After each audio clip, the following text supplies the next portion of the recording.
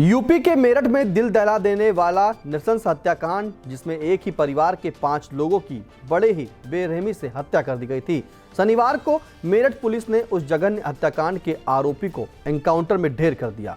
5 जिंदगियां तबाह करने वाला और कोई नहीं बल्कि मृतक मोइन का सौतेला भाई नईम निकला। नमस्कार, मैं हूं निशांत गुप्ता और आप देख रहे हैं आई इंडिया। 2025 की शुरुआत में मेरठ के सुहेल गार्डन में नईम ने अपने सौतेले भाई भाभी, उसकी 1 साल बेटी समेत 3 बच्चियों की बेरहमी से हत्या कर दी थी और फरार हो गया था। पिछले 15 दिनों से पुलिस आरोपी की तलाश में जुटी हुई थी और मुख्य आरोपी नईम पर 50,000 रुपये का इनाम रखा था। पुलिस ने आरोपी नईम का आपराधिक रिकॉर्ड खंगाला तो सामने आया कि वह अलग अलग राज्यों में कई हत्याओं और आपराधिक घटनाओं को अंजाम दे चुका है। लंबे समय से वह पुलिस को चकमा दे रहा था। चलिए अब आपको बताते हैं कि कैसे नईम ने सनसनीखेज हत्या को अंजाम दिया और फिर कैसे पुलिस ने नईम का एनकाउंटर कर उसका चैप्टर क्लोज किया।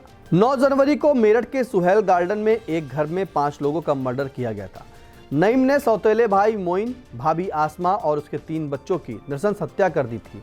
इसके बाद वह उनके घर में ताला लगाकर फरार हो गया, जिसके बाद पुलिस को 9 जनवरी को एक घर में दंपत्ति और उनकी 3 बच्चियों के शव बरामद हुए थे।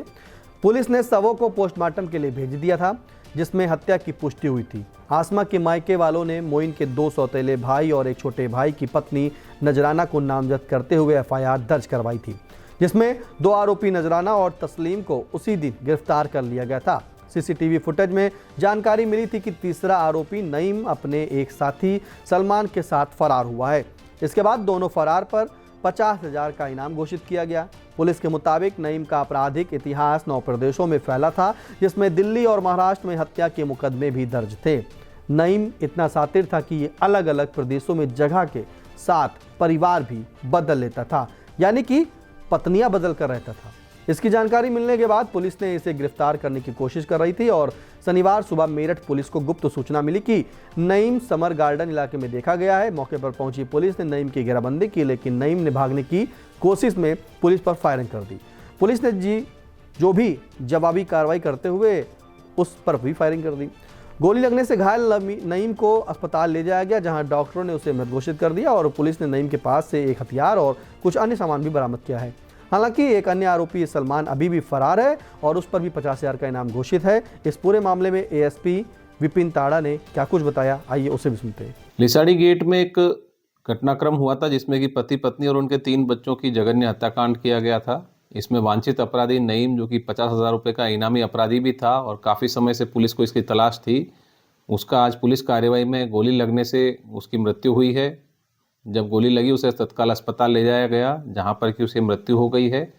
फिलहाल शव को कब्जे में लेकर पोस्टमार्टम के लिए भेजा गया है और ये 50,000 रुपये का इनामी वांछित अपराधी था, जिसके ऊपर पूर्व से भी अन्य प्रदेशों में भी हत्या के आरोप थे और उन मुकदमों में ये वांछित चल रहा था। और इसके साथ ही आज पुलिस मुठभेड़ में ये कार्रवाई हुई है। जो पुलिस टीम है वो आगे कार्रवाई कर रही है और पोस्टमार्टम करवाकर इसमें नियमानुसार अग्रिम कार्रवाई की जाएगी। सर, कितने ऐसे राज्य थे और जिले थे जहां पर ये वांछित बताया गया है, उसके कितने केस अभी तक डिस्क्लोज हुए हैं?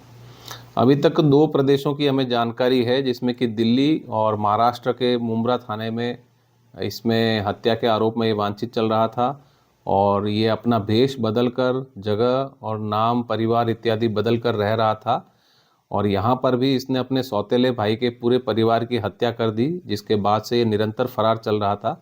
इसका एक अन्य साथी भी है जो कि वांछित चल रहा है, उस पर भी 50,000 रुपये का पुरस्कार है। पुलिस टीमें लगी हैं, उनकी गिरफ्तारी में भी शीघ्र ही उसमें भी कार्रवाई की जाएगी। खबर आपकी, नजर हमारी, देखते रहिए आई इंडिया।